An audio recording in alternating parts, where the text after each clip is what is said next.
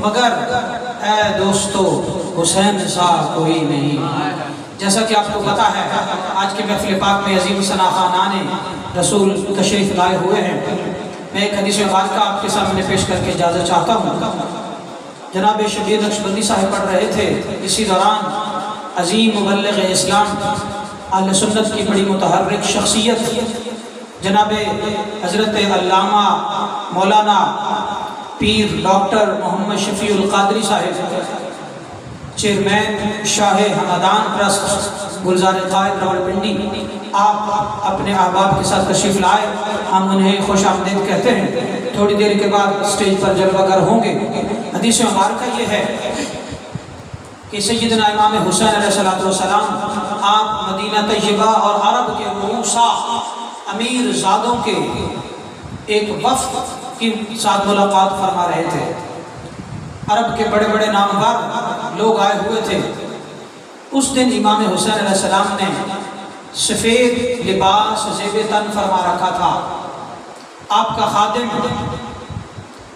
کھانا سرو کر رہا تھا دسترخوان پر، حتیٰ کہ تھوڑی سی جلدی میں اس کا پاؤں پھسلا، اس کے ہاتھ میں سالن کا ڈونگا تھا اور وہ امام علی مقام علیہ السلام کے بالکل پاس کھڑا تھا، تو سالن کا برتن الٹا ہو گیا اور شوربہ امام حسین علیہ السلام کے بدن مبارک پر گرا، جس سے کپڑے بھی خراب ہو گئے، اور چونکہ وہ سالن گرم تھا تو اس وجہ سے امام علی مقام علیہ السلام کو تکلیف بھی پہنچی، مگر چونکہ وہ اہل بیت کا غلام تھا اس لیے وہ جاہل نہ تھا۔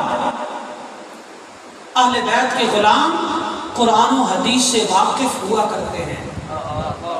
اہل بیت کے غلام قرآن و حدیث کے جاننے والے ہوا کرتے ہیں۔ اہل بیت کے غلام قرآن و حدیث سے جاہل نہیں ہو سکتے۔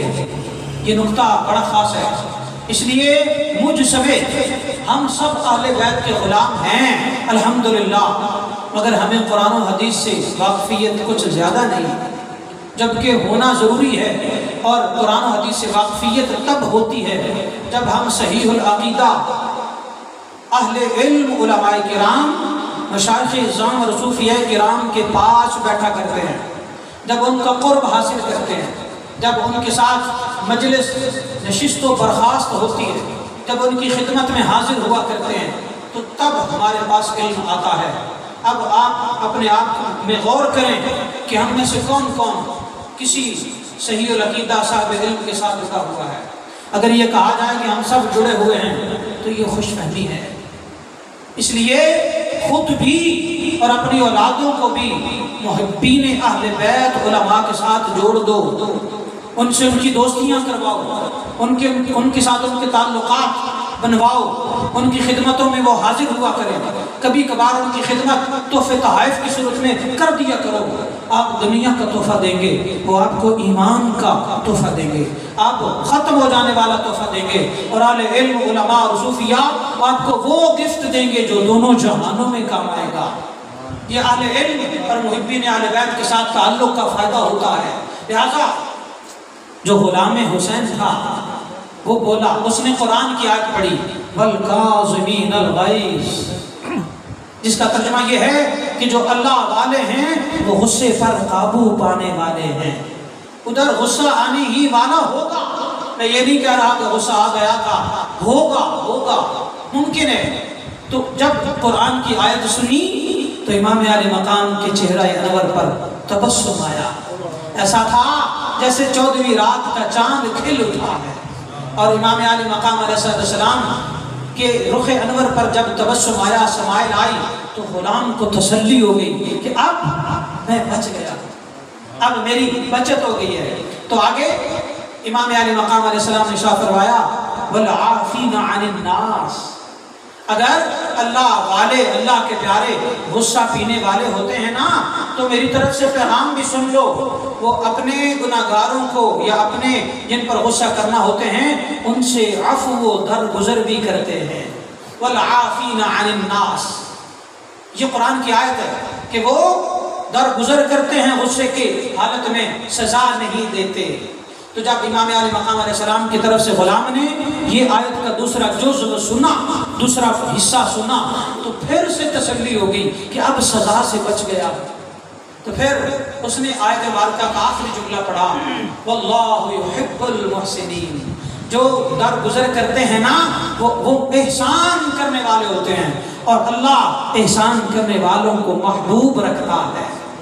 یہ واقعہ ہو گیا، معاملات ختم ہو گئے، مگر 1400 سال گزر گئے۔ یہ واقعہ آج بھی ہم میں سے ہر حسینی کو یاد رکھنا چاہیے۔ آپ اپنے گھروں میں اپنی بیویوں سے کے معاملات میں درگزر کیا کریں، ہم نہیں کرتے، یہی وجہ ہے کہ شرح طلاق بڑھ رہی ہے۔ ہم اپنے بیٹوں سے درگزر نہیں کرتے، ان کی غلطیوں کو معاف کرنے کے بجائے بعض دفعہ بالکل ہی پرواہ نہیں کرتے، یہ بھی غلط ہے۔ بعض دفعہ بڑی شدید سزائیں دیتے ہیں جس کی وجہ سے بڑی جوانیاں ضائع ہو رہی ہیں، بے راہ روی کا شکار ہو رہے ہیں۔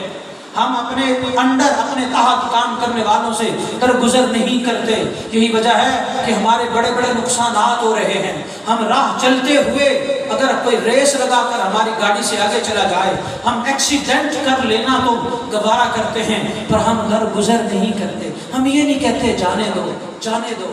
اگر ہمیں کوئی غصے سے بات کر دے تو ہم آگے سے جب تک 10 جواب نہ دے لیں، کیا اہل علم تو کیا علماء تو کیا ناقدان تو کیا عوام، ہم سب کا یہی حال ہے۔ غور کرو حسینیوں، غور کرو، درگزر کرو، جانے دو۔ والعافین عن الناس کے امام حسین کے مصداق بن جاؤ، ان کی سنت پر عمل کرو۔ حسینی تو وہ ہے جو میدان کربلا میں بھی امام علی مقام علیہ السلام نے کہہ رہے تھے، او کوفہ والو ذرا غور کرو، میرے خون سے ہاتھ نہ رنگنا، صبح قیامت میرے نانا کو کیا منہ دکھاؤ گے۔ وہ حسین، اور آج حسین کا غلام 2-4 جملوں پہ سیخ پا ہو جاتا ہے اور قتل و غارت تک کرنے سے باز نہیں آتا، اور پھر اپنے گھر کو آگ لگا دیتا ہے، اور پھر بڑے بڑے نقصانات کر دیتا ہے، اور اپنے انڈر کام کرنے والوں کو آؤٹ آف دا جاب کر دیتا ہے اور get out from the office کر دیتا ہے۔ کیسا حسینی ہے؟ حسینی وہ ہے جو وسعت ظرفی کا حامل ہو، حسینی وہ ہے جو ڈیپ تھنکنگ کا مالک ہو، حسینی وہ ہے جو درگزر کرنے والا ہو، حسینی وہ ہے جو اپنے غصے کو اپنے نفس کی خاطر استعمال نہ کرتا ہو، اور حسینی وہ ہے کہ جو امام علی مقام کی طرح شہادت کے موقع پر بھی سجدے کو پیار کرتا ہے، اور امام حسین علیہ السلام کی طرح سر نیزے پہ بھی ہو تب بھی قرآن پڑھتا ہے۔ وہ حسینی ہے۔